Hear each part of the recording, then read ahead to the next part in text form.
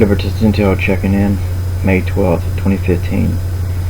This is a Democracy Now! Interview with Seymour Hersh.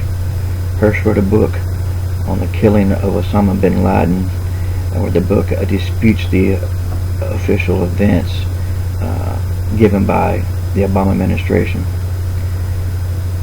Hersh's main points are that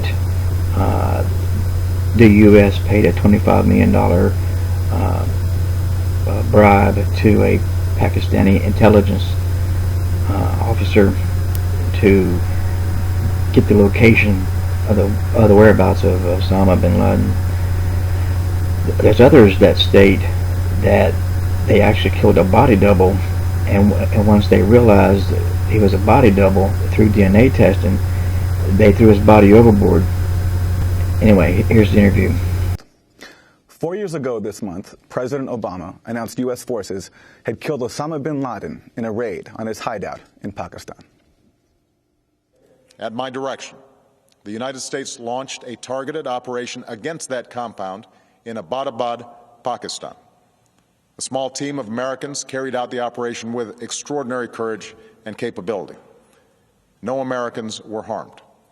They took care to avoid civilian casualties.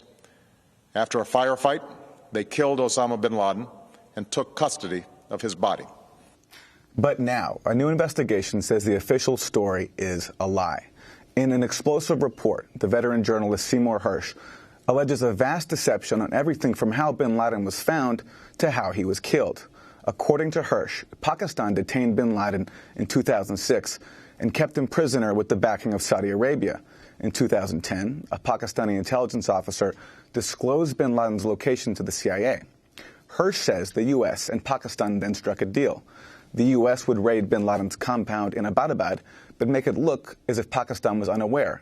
In fact, Hersh says top Pakistani military leaders provided key help. The report also challenges the initial U.S. account of how bin Laden was killed. Hersh says there was never a firefight inside the compound and that bin Laden himself was not armed.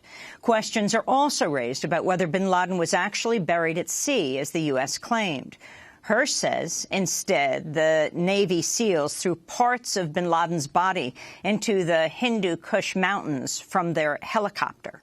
The White House has rejected Hersh's account of the bin Laden raid. Press Secretary Josh Earnest spoke to reporters on Monday. I can tell you that the Obama White House is not the only one to observe that the story is riddled with inaccuracies and outright falsehoods. The former deputy director of the CIA, Mike Morrell, has said that every sentence was wrong. And Jim, I actually thought one of your colleagues at CNN put it best. Peter Bergen, a security analyst for CNN, described the story as being about 10,000 words in length. And he said, based on reading it, that what's true in the story isn't new, and what's new in the story isn't true. So I thought that was a pretty good way of describing why no one here is particularly concerned about it. In a statement, White House National Security spokesperson Ned Price said, quote, "There are too many inaccuracies and baseless assertions in this piece to fact-check each one. The notion that the operation that killed Osama bin Laden was anything but a unilateral U.S. mission is patently false," he said.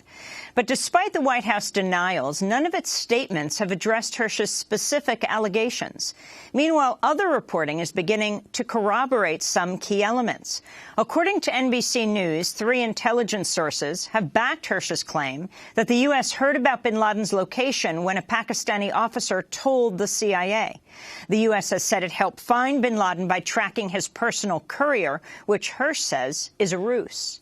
The NBC sources also backed Hersh's contention that the Pakistani government knew all along where bin Laden was hiding. Well, for more, we go directly to Seymour Hersh, whose 10,000-word article, The Killing of Osama bin Laden, appears online at the London Review of Books. It's Hersh's latest major investigation in a body of work spanning decades.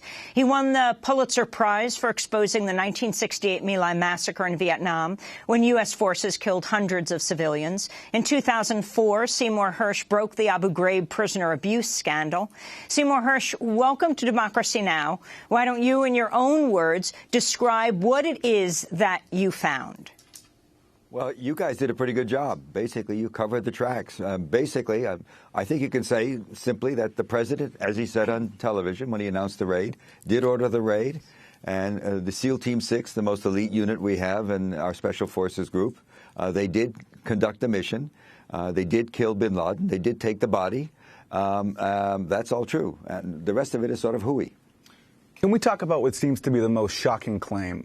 Pakistan finding bin Laden in 2006 and the U.S. not finding out until 2010 when you allege a Pakistani officer told the U.S. And meanwhile, Saudi Arabia backing and paying for bin Laden's imprisonment. This seems very improbable, involving hundreds, thousands of officials in Pakistan and Saudi Arabia and then the U.S. Well, where do you get the notion of 100 or 1,000 officials? We're talking about a closed society. The White House has a lot of control over the information. The senior Pakistani officials have control over the information. We are talking about a country that went a dozen or 10 years ago through a WMD sort of cover-up. The notion that there's some major conspiracy I'm alleging is just sort of, that's over the top. There's no major conspiracy here. It's very easy to control news. We all saw that when the whole thing about Saddam Hussein and the alleged nuclear weapons. I should think that would be a model for why you might just not be so skeptical of the possibility of holding things. And let me also say, in the piece, it's not so much that I'm saying what happened. I'm quoting sources, and of course they're unnamed. You just announced what happened to Jeffrey Sterling today. I mean, what reporter would want to name a source in this administration? You know, Baum. He'd be gone. So there you are. What simply happened is at a certain critical point, we had a walk-in. We were very angry about it. The United States, Pakistani is our ally. And underneath all of this, you have to understand something, which I'm sure you do, just to tell the audience. Pakistan has, 200, maybe more. They're still producing enriched uranium, et cetera, et cetera. And they have a great deal of nuclear weapons. I would guess they're up to 200 now. It was 100 half a decade ago. And so we have to have a comity between the ranking American generals and the ranking Pakistani generals. This is something very important to us. The Pakistani intelligence service, the ISI, helps train the people who guard the weapons. We work with Pakistan very closely to watch out, literally with them, to monitor the people who are in control of the weapons, to make sure nobody's a secret nationalist or a secret jihadist who might grab a weapon and do something crazy with it. That's a serious, big issue. That's that's behind the whole relationship. We give Pakistan a lot of money through Congress over the table, and we give a lot of money to the leadership under the table. So we have a great deal of, and we also understand Pakistan has its own agenda. And so, 2006, they did grab bin Laden. 2010, we learn about it. We're angry. We don't tell the Paks we know right away. We begin looking at Abbottabad, where he's located. We start observing it. This has been reported. We set up a team in a nearby house, mostly foreign nationals and Pakistanis who work with us, to monitor the house. We go to the president. The intelligence community goes to the president with information about the walk-in. Any guy that wants to sell information for money is automatically suspect, so you have to be careful. The president is appropriately very cautious, very cautious. He's not going to make a move. He doesn't want to end up like Jimmy Carter in the desert in 1980, that failed attempt to rescue the American hostages, which hurt him politically terribly. It's a year before an election. He's not very popular in America. Not much is going right. He's in a constant fight with Congress, et cetera, et cetera, et cetera. So we determined the only way we can be sure that we've got the right guy and this will work is we have to go to the Pakistanis. So we go to the leadership, General Kiani, who's the head of the army, and General Pasha, who's the head of the internal, what they call the ISI, Inter-Services Intelligence Unit, the counterpart to the CIA. We go to those people. We lay out our case. We make it clear that a lot of goodies are going to be cut off. There's F-16s that are in a pipeline. We're going to slow it down. We're going to slow down congressional money, et cetera, et cetera. They have very little option. Okay, they start working with us. We set up a 4-man team in a place called Tarbela Ghazi. These are all details. This is a 10,000-word article. I mean, this is a lot of information in this article. We set up a team, none of which the White House is responding to. Instead of just saying, they keep on saying, it's so many falsehoods, we can't correct it. And by the way, the last time quoting Peter Bergen, I don't know the guy, I'm sure he believes what he believes, but the last time the White House actually quoted a reporter in the way they did would have been Dick Cheney quoting a story by Judy Miller and Mike Gordon in the New York Times at the height of the WMD crisis about tubes that allegedly could be used for making delivering nuclear weapons. A story that they had planted in the New York Times, and then Cheney on 60 Minutes goes and uses that story as to buttress the argument. We know that. That seems to me to really just get on with it, White House. Just start denying specifics. 4-man team in Gaza. Gaza Tabeli, a very important base in Pakistan. A lot of black operations are run with us and the Pakistanis out of it. It's not that well known. There's an air base there, but there's also a covert unit. The Pakistanis also train most of the guards who monitor and watch over the nuclear weapons there. So we're there. We're getting, our team is collecting data on the place in Abbottabad where bin Laden, you can call him a prisoner under the supervision. There were steel doors leading to his apartment that were locked. He was on the 3rd floor of this complex there. There were a number of buildings in the compound. And we have great detail. We're learning how thick the steel is, how much dynamite you need to blow it, how many steps are going, who else is there. This is all being passed by the Pakistanis to us. The whole game and the whole crux of the story I'm writing is that nothing was supposed to be made public after the raid. The SEALs were supposed to go in, and you have to understand, we're talking about two Black Hawks full of SEALs packed to the brim. The SEALs basically are better off with 8 to 10 people, and they had 12 in each of them. The plane was stripped down. They were coming in heavy, and 24 SEALs going in into a compound where presumably, if it was a secret raid, there'd be somebody with arms. Certainly, if Pakistan itself wasn't guarding it with armed people, bin Laden would have armed guards because he's a man that a lot of people would want to get to. They're going in, just rappelling down was the plan. Perfect targets for anybody with a BB gun, and they're going to go in like that without any air cover. It's a story that is, and bin Laden, the most hunted man in the world at times since 2001. He was the #1 international terrorist. He's going to hide out in a compound out of Abbottabad, sort of a resort town.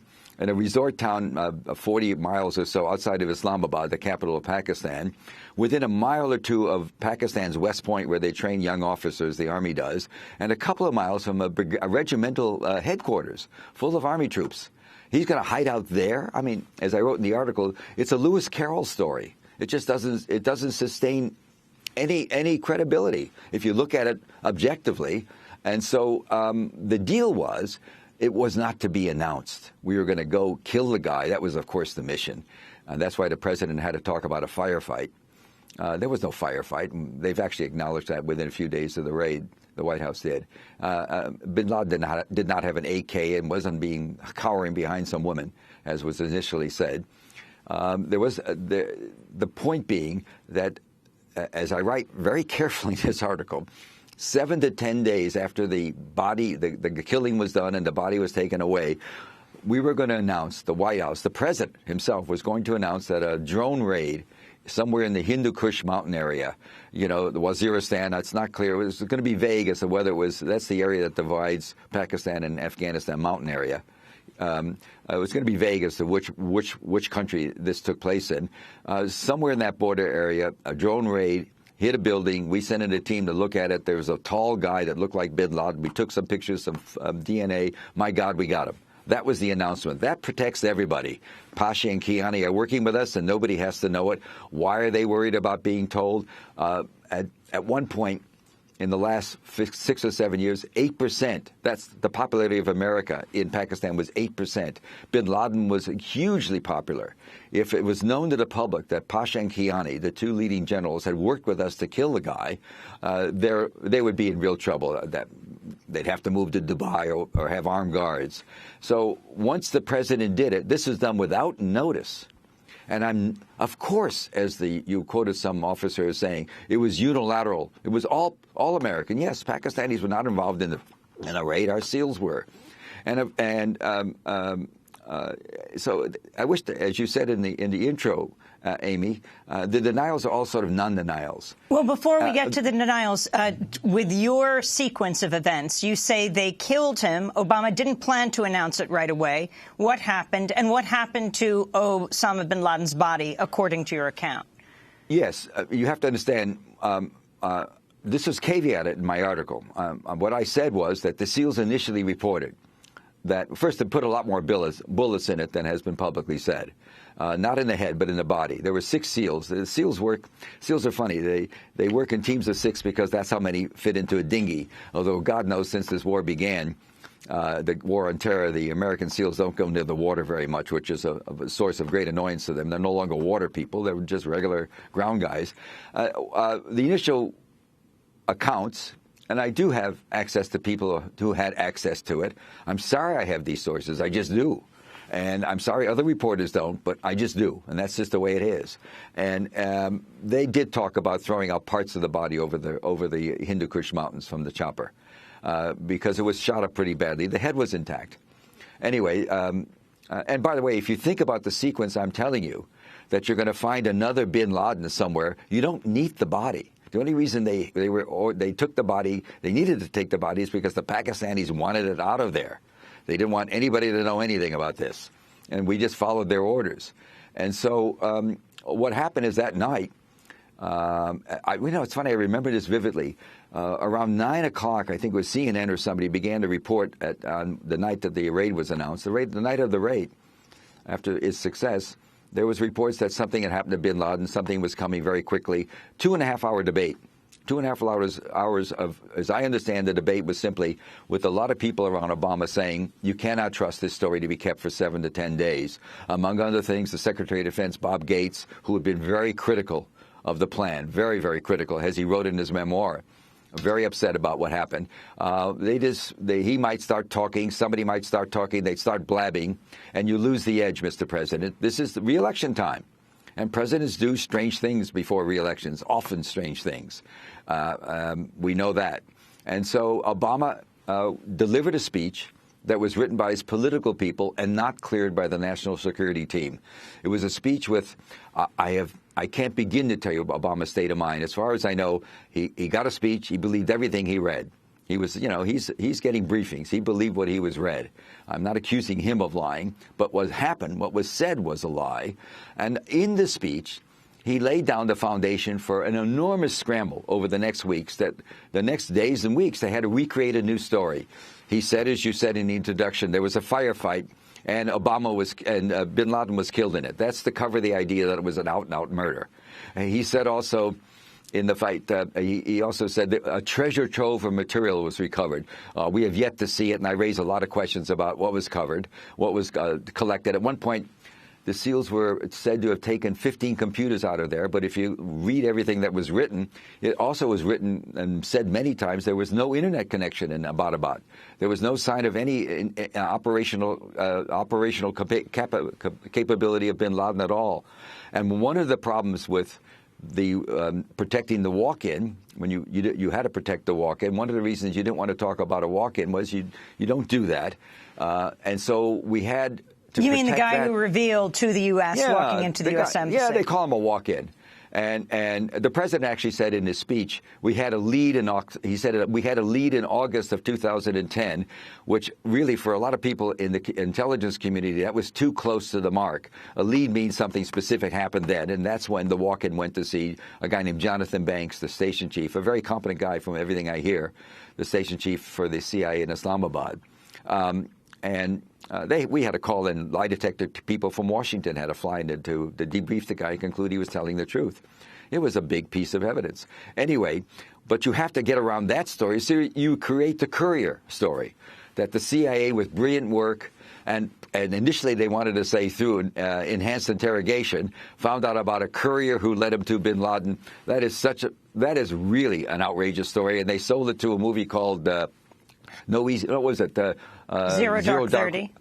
That was the thesis of the movie that also included the torture element. Absolutely not so. What happened is we had a guy walk in. NBC last night about 6 o'clock put out that story saying it, and you hardly saw it today. There was a piece I read in the New York Times this morning that didn't deign to mention that an independent network had confirmed one of the major elements, not only a walk-in, but it raises questions about the couriers that they talk so much about. And so it's not... Go ahead. Let me just say this. Here's my theory about this. You know, there's been in Europe and the rest of the world, they're more open-minded, more willing to say, oh, terrible things happen. In America, I think one of the problems with the press, and this is just a heuristic thinking. There's nothing empirical about what I'm saying. I think one of the things that's got them so agitated, people were writing stories accusing me of plagiarism in the press in the last 2 days.